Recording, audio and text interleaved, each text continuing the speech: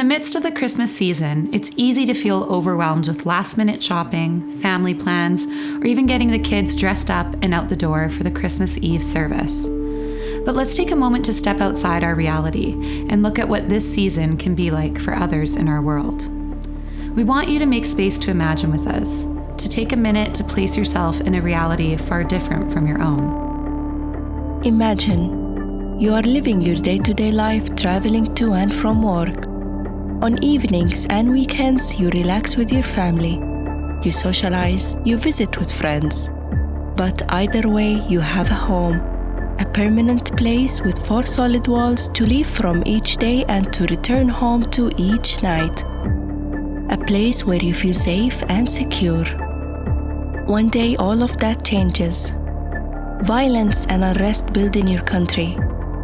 You are forced to leave your home, all that you own, your community, and your job with nothing but the clothes you carry on your back. All of this is because you were born with the wrong ethnicity. You are part of an unwanted minority group and must run or risk death. You leave. You walk for days, for weeks. You are fleeing with the masses. Your feet ache and are covered with blisters. Your clothing is ripped. In scorching summer, you burn from 50-degree weather, and in winter, you freeze in sub-zero temperatures.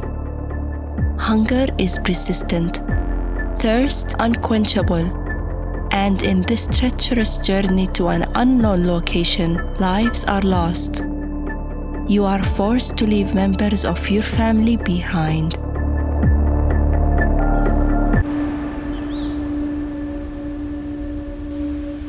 Every year as a church, we seek to meet the needs of one of our global partners around the world. This year, what we really sense is that God's inviting us to meet the needs of an internally displaced people group in the Middle East. Sam and I would like to introduce you to Ben. Ben is an international worker we partner with. Yeah, he's working with a nonprofit organization on the ground to address the needs of the most vulnerable people in that area. And they're working there's camps all around them with displaced people groups, and they're really able to meet the practical needs that those people have.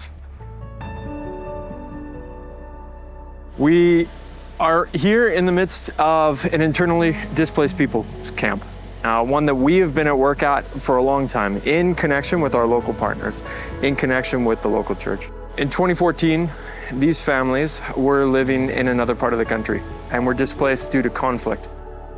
This minority group was persecuted in a profound way, and these are the survivors. These are the ones that made it. These families, averaging in size of 8 to 10, have been living in a tent city for 10 years. And as Ben said, they're survivors, but they have no place to call home. And their tents aren't weatherproofed. It's stifling hot in the summer and freezing cold in the winter. And after all these years, their tents are beaten and battered. You know, at minimum, it takes them 3 hours to walk from where they're living to the closest city. And because they're a despised people group, it's really difficult for them to find a job, and so unemployment rates are really high. And essentially, these people are stuck. They can't return to their homeland because there's so much conflict going on there.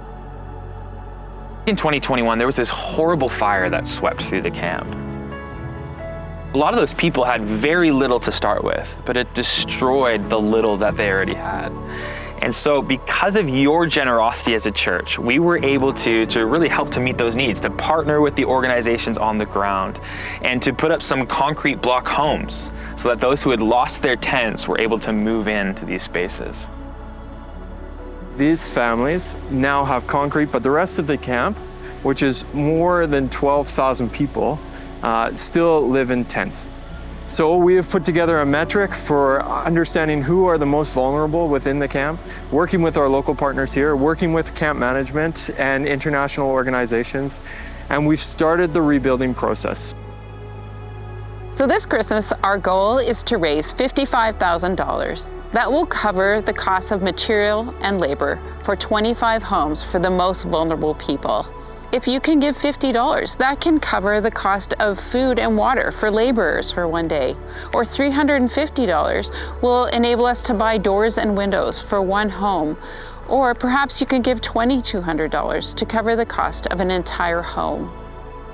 In this season of giving and tithing and showing the love that we have inside of us, the hope that we have inside of us, we can together collectively build more. So blessings on you, church, as you partner in this. You know, every little bit counts, and I am so confident that we can meet this goal together because you are such an incredibly generous church. And so I want to thank you in advance for your generosity as we continue to live on mission together, everyone, everywhere, all the time.